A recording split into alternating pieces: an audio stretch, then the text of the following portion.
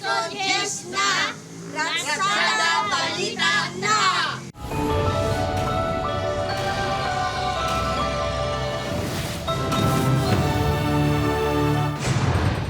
Tutukan subong nga Miyerkules.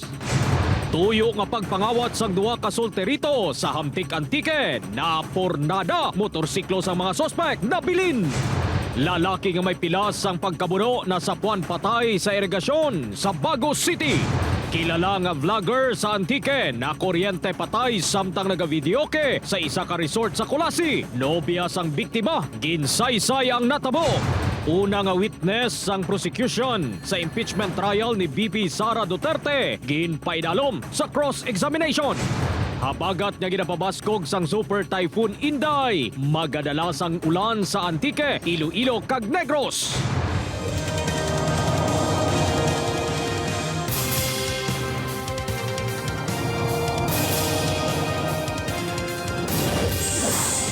Ini ang Ratsada Balita.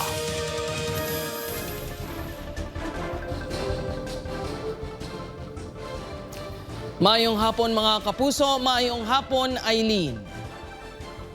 Mayong hapon man Jert sa nagapangunang nga balita. Duha ka solterito nagduyo mangawat sa Hamtik Antique. Pagpangawat na pornada sa ginlagas sa tagiya sang balay ang mga suspect. Si Kim Salinas may nagaratsada nga balita. Makitan sa video ang duha ka ginapatian solterito nga daw nagapanilag sa guwasang isa ka balay. Mation-tion, may duha ka lalaki na nagagwa sa balay kag ginlagas ang mga solterito. Apang, wala ang mga ininabtan. Natabo ang insidente sa isa ka balay sa Barangay La Paz, Hamtik Antique sang Lunes ang kagahon. Suno sa Hamtik Police, tuyo nga mga wat ang duha ka solterito. Apang nabugtawan ang tagiya sang balay. Rason niya natap na ang malain niya tuyo. May napagyan siya kay sa edad sir, hindi kami ka-determine kita actually, pero sa paglanta naman sir is mga bata pa sir. Sa dali-dali nga pagpalagyo sa mga suspect, nabilin sa mga ini ang ila tsinelas. Amo man, ang motorsiklo nga ginapatian, ginasakyan sa mga ini. Coordinated naman sa LTO nato ng van, ang motor nga registered owner ng motor is sa other municipality. So nag-collatention kami ng other station sa San Jose and wala pa ka feedback. Ipatawag sang kapulisan ng registered owner sa motor. Posible sunod sa kapulisan niya kinawatan man ang motor. Para yun pa, nga ginatumod sang kapulisan ang identity sang duwa. Upod kay Siliro Rinduque, Kim Salinas ang naga. Ratsada!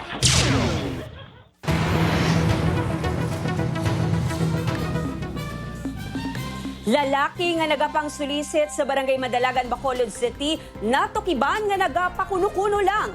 Yari ang nagaratsada nga balita. Makita sa kuhasang doorbell camera ang lalaki sa gate ng isa ka balay sa Purok Bulak, Barangay Mandalagan, Bacolod City.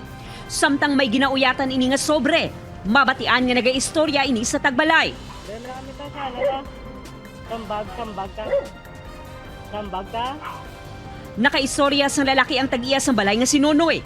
Nagaduda ini sa giyos ng lalaki, rason nga wala naghatag sang kwarta. Pangayo siya solicitation for the volleyball game. Nag-decline kami. Di pagka-decline naman ito, dula na. Hindi pamilyar ang pila ka mga residente sa lalaki nga nagapang sulisit. Wala man nagapangayos ng sulisit ang pila ka mga naga-volleyball sa barangay. Nalarma gumina kay isa nga bisindan din sa tagad rin. Ari di may gapang balibol, tingawa sila kabalo. Nagpakigangot na ang opisyalis ng purok sa barangay kag nakumpirmar nga hindi ini residente sa lugar. May impormasyon man nga nabato ng purok chairman nga nagapang sulisit man ang pareho nga lalaki para sa patay. Nga persona, do scam labo, do sang iobra. Pero lang ta sa mga gahimo sa muna, dahil hindi na siya taga-dire. Kung balibol sa Mandalagan is kilala ginamon. Ginibisigaran na sang barangay ang insidente. Upod kay Herald Eka, Eileen Pedreso ang naga. Ratsada! Sa iban pang balita, bangon sa ginapatihan grounded nga microphone, isa ka kilalang vlogger sa Antique patay sa nakuryente samtang naga-video kay sa Kulasi Antique. Si Kim Salinas may nagaratsada nga balita. Masinadyahon kag nagahatag sa makalilingaw nga content online. Ini ang pagkilala sa 23 anyos nga si Simon Capindet Jr. o kung mas kilala nga Super Stong. Kilala ini sa pag-vlog upod sa iya grupo sa Team Ragumo. Apang ang mga yuhom kag kadlaw ni Stong ang ini nababatian o kung makita sa iya pamilya kag followers. Ini matapos ginbawian ini sang kabuhi isang nakuryente. Samtang nagavideoke sa isa ka resort sa Barangay Kamansihan, Kulasi Antique, pasado 1:00 Lunes ang hapon. Mismo ang girlfriend sa biktima ang nakasaksi sa pagkakuryente kay Estong. Pagliso na lang gamay sa amin, sir. Pagka music kang videokihan, gulpi lang tanan nag-agree, like gidogin suyop gitana. Nag-agree lang tanan, sir, gimbutong ko lagi ang war. Pagkatapos na to, sir, nangirihi tana. Gindala ini sa ospital ang panapatay kahapon sa ngaga. Nagapadayo na ang investigasyon sa Kulasi Police sa insidente. Kung mapamatudan nga may kapatahan ang tagiyas ang video kay machine kag resort, mahimo sila pasakan sa reklamo. Wala pa naman sila nakuhaan sa statement na istorya naman sila tagiyas ng videokingan. Willing man siya mag-istorya sa family, sir. Desidido magpasaka sa reklamo ang pamilya ni Estong. Suno sa iya nobya. Ang last na akong conversation nga naghambal lang siya sa akin, sir, nga makanta ko nalaba. Pero kung kabalo nga amo na tulas. Nag-request na sang elektrisyan ng BFP Kulasi bilang kabahin sang investigasyon sang kapulisan. Suno sa kagugma sa biktima, hindi man basa si Estong sa nakuryente. Sa piyak sini, nagapahanomdom sa gyapon sa publiko ang BFP. Kung alam mo naman sa sarili mo nga basa ka, iiwasan po na magsaksak dahil basa pa ang kamay mo eh. At saka yung dapat nakachinelas para hindi po connected sa ground. Kasi yan po ang tendency kung may open wire. Upod kay Cirilo Renduque, Kim Salinas ang naga. Ratsada! Mga kapuso, Super Typhoon Inday nagsulod na sa Philippine Area of Responsibility. Mabaskog nga ulan posible ma-eksperyensyahan sa Western Visayas kag Negros tubtob sa Biyernes sunod sa Pag-asa. Si John Sala may nagaratsada nga balita. Iba ang porsyon kay San Donillo Street sa Pasay City, Iloilo kahapon sang hapon. Sunod sa CDRRMO, ini ang tugas ang pagtupa sang mamunog nga ulan. Pagkaligid na masobra isa ka oras nagsubside man ang baha. Number one cause nila, sir, is ang volume sa tubig, hindi siya makapop up ang among drainage pa direct. Subong hapon sa tiyon ngayara na sa PAR ang Super Typhoon Inday, nagtupa man ang ulan sa Iloilo City. Apisa rin di direktang apektado ang syudad, ginpabaskog naman sili ang habagat nga nagadala sa pag-ulan. Ang mamunog nga ulan, pagbaha kag landslide ang ginapreparahan nga posible matugas ang malain nga tiyempo. Mga muning mga pag-ulan or amounts sa mga pag-ulan ay posible na ni makatugas sa mga pagbaha kag sa mga landslides, sir, especially sa mga landslides prone nga area, sir. Gani wala nagapakampante sa dayman ng Imelda, ilabi na nga masami nga ginabaha ang ilabalay diri sa Barangay Lanit, Haro. Na-advance na kami nga daan, nga ang mga gamit nga do napasakat na namon sa babaw. Namat-amat na, para nga base kunara na bala hindi mo na maplastar mayo sa babaw. Was lauman ang 50 to 100 mm rainfall sa Southern Iloilo kag Antique. Sa Biyernes naman posible nga maglambot sa 100 to 200 mm ang ulan sa Antique. Gani ang provincial government naka-blue alert status na. 5 ka mga local government units sa probinsya sang Antique ang nagsuspender sang face-to-face classes. Naka-preparar ang ating mga resources kag assets. Likewise, may mga deployment kita sa ating mga areas of concern para kaso nga maapektuhan, maka-responde kita. Ginabisuhan naman sa Negros Occidental PDRRMO ang mga residente nga malapit sa mga landslide kag flood-prone areas nga maghanda kag mag-evacuate kung kinahanglanon. Napulo man ka mga LGU sa probinsya nagsuspender sang face-to-face classes. Kami din sa provincial government, ginapreparahan na namon nga mag-raise man kami sang amon nga alert status as much as possible. Conducted sang preemptive evacuation. Upod kay Hasti Sherto, John Sala. Anaga, Ratsada! Ginapatuman sa Capiz Provincial Government ang temporary total blanket ban sa tanan nga pork products. Sa idalam sa executive order nga ginpirmahan ni Governor Ferdinand Castro, ginadumilian ang pagpasulod, pagkarga, pagdala, pagtransport, pagdeliver, kag pagbaligya sa tanan nga klase sang karne sang baboy bisan ano pa ang katuyuan sa pagbaligya. Santo sa EO, bisan pa may veterinary health certificate, shipping permit o kung iban pa nga mga dokumento, hindi ini mangin basihan para tugutan ang pagsulod ng pork products sa Capiz. Bangod sa posible nga kontaminasyon sa tion sang transportasyon. Sunod sa Capiz Provincial Vet, may aktibo pa nga kaso ng African swine fever sa Panitan, Rojas City, Pontevedra, Maayon kag Panay. Wala gin pahayag kung tubtubsan o ang ban. Ginahinyo man ng hog racers nga magpatuman sang hugot nga biosecurity measures. for the meantime para masuppress naton ang posibleng nga mga oil contamination nga sources. Amo na nga nagpatupad kita man sang executive order sa all total ban. Mga kapuso, pila ka mangunguma sa Iloilo subong lang nga Hulyo nakapananom bangod sa kakulang sang supply sang tubig sa ila talamnan. Si Kim Salinas may nagaratsad nga balita live sa Barangay Tigom, Pavia, Iloilo. Kim?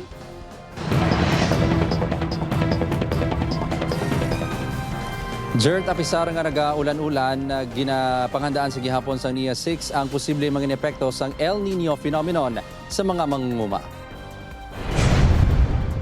Mayo pa kuntani magasab-og sang humay ang ining mga mangunguma sa barangay Pagsangaan, Pavia, Iloilo. Apang bangod sang kulang nga patubig, subong lang nga semana nakatanom. Bangod sini Oktubre o Nobyembre pa ang una nila nga pagani. Kung wala mag-ulan nga sa bukid guro, wala kami hasta subong tubig. Kung kaysa ang taas namon di nga patubas, may ara kami nga nagasobra kami 400. Pero kung daw pigado, dira lang kami sa 280. Sunod sa National Irrigation Administration 6, yara pa sa normal nga level ang 16 ka dam sa rehiyon. Apisar sini nakahanda sila sa mitigating measures eng kaso maglalang epekto sang El Nino phenomenon. Kabahin diri ang istrikto nga pagpatuman sang water delivery schedule santo sa nahisugtan sang irrigator associations. May programa kita nga tawag nga water savings technology, water rotation in which nga hindi ta na sige-sige kundi nga gina-rotate naton ang tubig, tapos ang ginatawag natin nga alternate wetting and drying. Samtang yara na sa final stage ang Halaor River Multipurpose Project 2 sa Kalinog, Iloilo. 86.16% na ini kompleto kag Disyembre 2027 maging fully operational. Nagatipon na subong sang tubig sa reservoir nga may kapasidad nga 250 million cubic meters.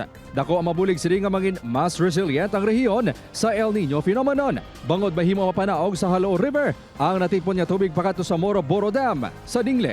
We have now 141.11 elevation as of now. So we have enough supply from the high dam reservoir going to the after bay.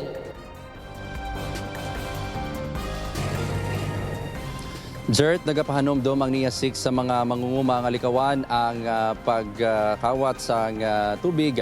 Bangod may naka-standby man sila nga mga preparasyon sa tion nga magkulang gid ang supply sang tubig. Jert? Madamo gid nga salamat sa update, Kim Salinas.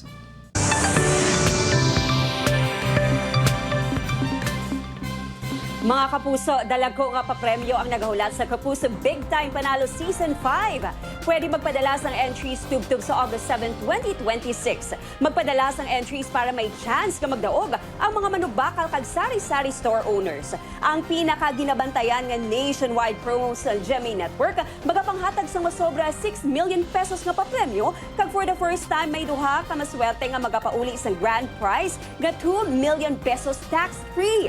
Magluwas sa grand prize winners, madamo man ang magadaog sang cash prizes sang 100 or 50,000 pesos, 100 winners sang 5,000 pesos, kag 280 winners sang 1,000 pesos. Maghulog sang entry sa participating Mercury Drug branches, GMA Regional TV and radio stations, kag pwede man sa selected outlets sang Pure Gold nationwide. Bantayan. Operasyon sa motor taxi riders sa Iloilo City nagapadayon na pisar ginakabig nga kolorom. Mapuslanon bala ini ukon risgo. Tutukan sa pagbalik sang Ratsada Balita. Ini ang Ratsada Balita.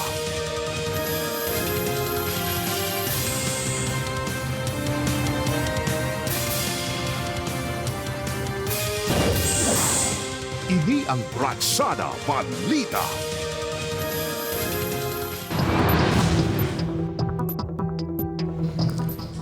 Mga kapuso, pila ka grupo sang riders sa Iloilo City padayon nga naga-exister apisar kolorom kag illegal nga naga-operate. Anuman ayhan ang rason sa mga commuter nga anangin parokyano sila sa motor taxi apisar sang mga risgo. Hibaloon ta sa Tatak Ratsada report ni Kim Salinas. Rider nga tuyo himusla ng pasahero nga babae sa uton. Pasahero nga naaksidente samtang nagasakay sang motor sang rider. Ini nga mga isyu ang naangot sa pila ka motorcycle taxi kon motorcycle for hire sa Iloilo City. Matag nga kuluro mo kon illegal ang ila operasyon. Apang nga abala, parayon sila nga nagadamo.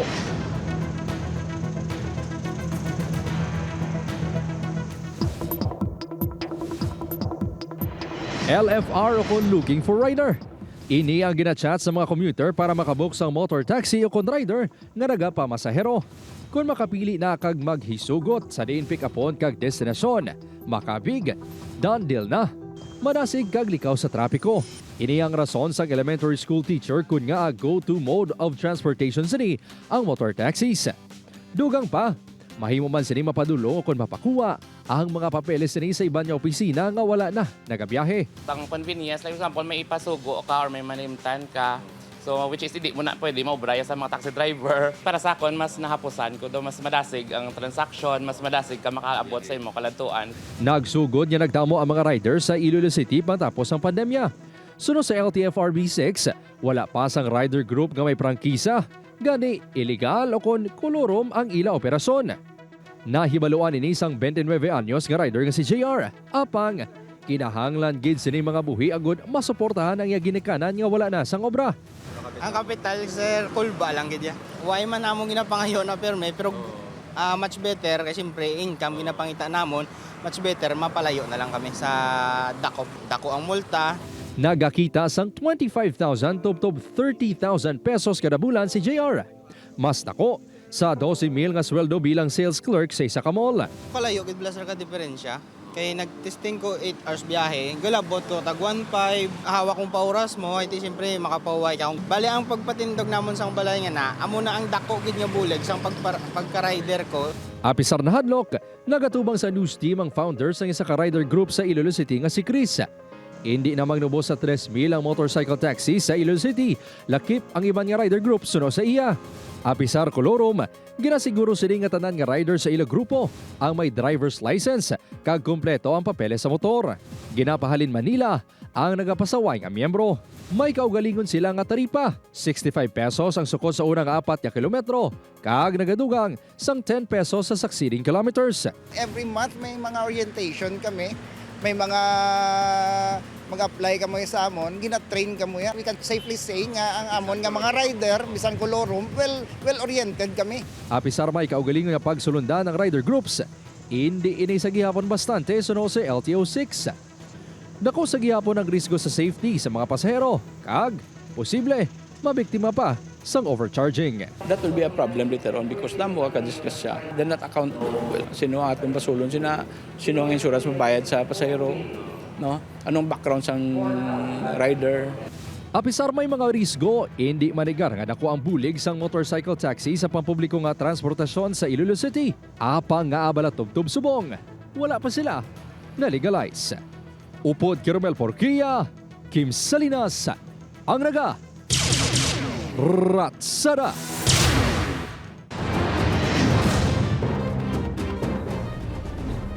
Lalaki na sapuan patay kag may mga pilasang pagkabuno sa Bago City.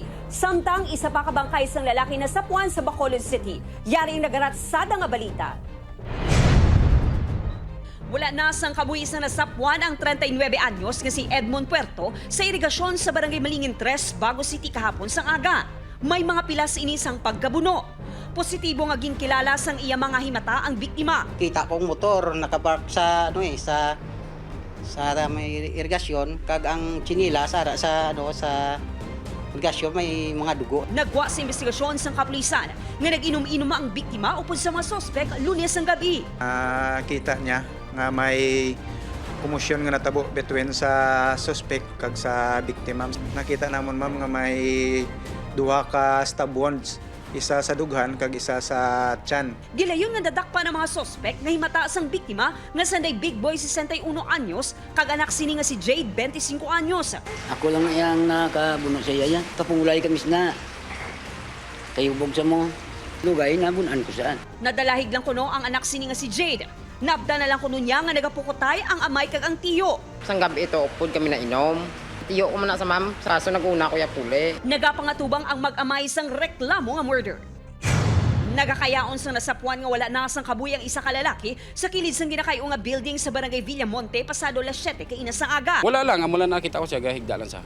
Kuan kay wala man namo gitando. Sabi nila kung katulog ang tao, ting palapitan nila, nakulbaan sila, naglagan sila kag nagato sa Amonopes kag nagpabalo sa amon. Sa inisyal nga investigasyon sang kapulisan, wala sang pilas ang bangkay.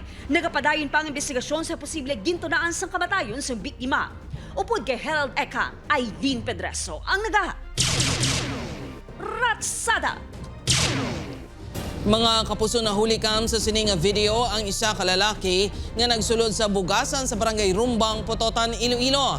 May tabon ang nawong kag may dala pa nga flashlight. 200 pesos ang sinsilyo nga nataban sang kawatan. Sunod sa tagiya sang bugasan, ika-4 na sila ka beses nga nakawatan sa sulod sang 2 ka bulan. 4,000 pesos ang pinakadako nga nakawat sa Balaligyaan. Ginapatihan nag-agi ang mga nangawat sa second floor sang establishmento. Na-report na sa kapulisan ang mga insidente. Ang subong nga magdudumay plastic sa tsura, dito hindi kita ng CCTV. Sa lawas mo lang basihan eh. Kung sa lawas basihan do, lagin yung lawas siya sa do pinakaong naging yung mga bukol. Ini ang Ratsada Balita.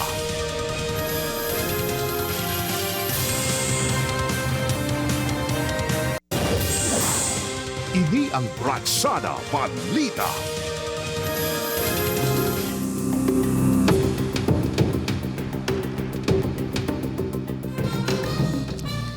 Mga kapuso, unang witness sa impeachment trial bato kay Vice President Sara Duterte ginpaidalom sa cross-examination sa ikatlong adlaw sang trial. Si Zen Kinantang sa may nagaratsada nga balita. Sa ikatlong nga adlaw sa impeachment trial ni Vice President Sara Duterte, liwat nga gipatawag ang unang nga witness sang prosecution nga si NBI agent John Mark Calilong. Ini ang kaangot sa Article 4 sang Articles of Impeachment nga assassination plot, grave threats, kag inciting to sedition nga ginpatuhoy kanday President Ferdinand Marcos Jr., First Lady Liza Marcos kag anay House Speaker Martin Romualdez. Sa cross-examination na diskusyonan ang isa ka amended affidavit of investigation nga ginkwestiyon sang defense lawyer sang Vice Presidente bangod sa kakulang sa affidavit sang nag-record sang video. Ginhatagan man sang pagtamod nga wala diri sang partisipasyon sang ginapatuhuyan sang ginaaligar pamahog. As far as I remember, sir, this is the final affidavit of investigation, sir. Final affidavit. Are you sure, Agent? Let me remind you that you are under oath. Apisaryara pa lang sa inisyal nga mga diskusyon ng impeachment trial, nagpakita naman sa kapasidad bilang presiding officer sa impeachment court si Senator Cheese Escudero sunod sa isa ka political analyst. Kontrolado kuno sini ang proceedings kag ginasiguro nga mabatian ang duha ka partido. Once there is a motion, he will hear the other side, then make a ruling right away. So that is why there was no delay, and most of all, he had full control. Ang importante dira sa proceedings is the presiding justice or the presiding officer should have full control of the proceedings. Otherwise, there will be chaos. Magadugay sang 92 dias ang pagtalakay sa 4 articles of impeachment. Upod kay Romel Porquia, Zen Kinantang Sasa, ang naga. Ratsada! Sa impeachment trial ni Vice President Sara Duterte, pila sa mga masami mabatian ang objection, sustained, o kun overruled.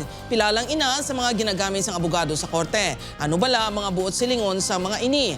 Ang tinaga nga objection ginagamit kung ginabalabagan sa abogado ang pahayag, presentasyon o kung ginaplastar ng ebidensya sa piyak nga kampo. Ang tinaga naman nga sustained ang ginagamit sa presiding officer nga ang buot silingon to carry, to maintain o kung hindi gani pagkonforme sa objection nga ginraise sa korte. Kung overruled ang desisyon sa presiding officer, but silingon, hindi ini pabor sa objection o kung ginapamalibaran o kung ginabasura ini. Isa man sa masami rason sa pag-raise ang objection sa korte, ang ginatawag nga leading question. Ina ang pagpamangkot sa testigo sa pamaagi sang pagpamangkot nga kasubong nga ginatudloan siya kung paano magsabat kag kung ano ang igasabat. Ginagamit man sa korte tinaga nga vague nga ang buot silingon hindi klaro o kung hindi maintindihan.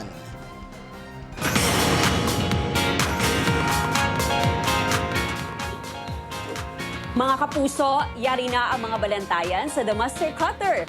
Paano bala unungan sa Master Cutter si Ibiang? Ano bala ang koneksyon ni Audrey sa classmate ni Ibiang? Bantayan inakarod sa GMA Prime 8 p.m. pagkatapos ng 24 oras.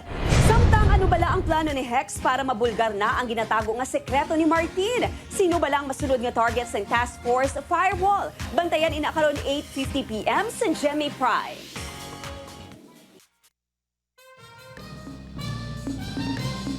Mga kapuso na dulaan sa supply sang kuryente ang halos bugos nga Iloilo City kag pila ka barangay sa Pavia subong hapon. Suno sa National Grid Corporation of the Philippines, ang unscheduled power interruption ang nagluntad ala 1:32. Tuga kuno ini sang pagtrip sang Iloilo PEDC 138 kV Line 3 kag 69 kV Bus 1 kag Bus 2 sang Iloilo Substation. Apektado ang 7 ka substation sang More Power kag ang substation sa Ileco 1 sa Pavia. Ginaimbestigaran pa ang gintunaan sang insidente. Amat-amat na nga nabalik ang supply sang kuryente.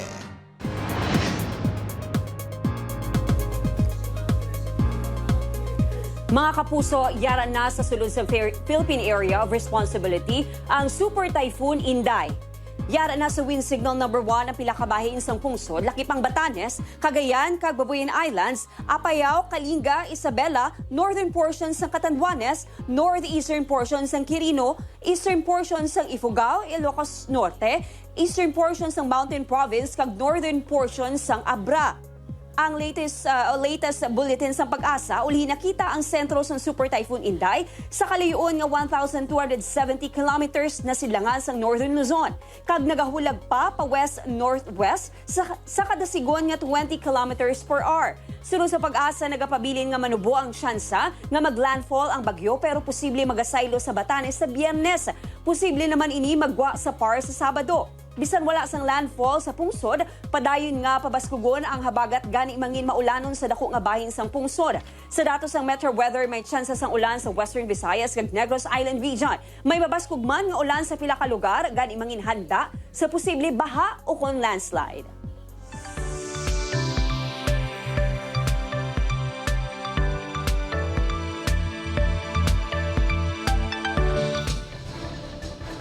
Mga kapuso, matanaw ang episode nga ini kag iban pa nga mga lokal nga balita sa official website ng GMA Regional TV, www.gmaregionaltv.com. Pwede man ninyo mabisita ang amon official YouTube channel, GMA Regional TV, kag i-click ang subscribe button para sa pinakamainit nga balita halin sa mga rehiyon. Madamo nga salamat mga kapuso, pati na mga kapuso naton abroad. Ako si Aileen Pedreso. Ako naman si Gertrude Charlatan. Kami ang GMA Regional TV, wala sang ginadampigan, wala sang ginaprotektahan. Halin sa tubtub subong, matudtuod nga serbisyo gidlang. Tubtubwas, ululupod gyapon kita tanan sa Pag-Ratsada.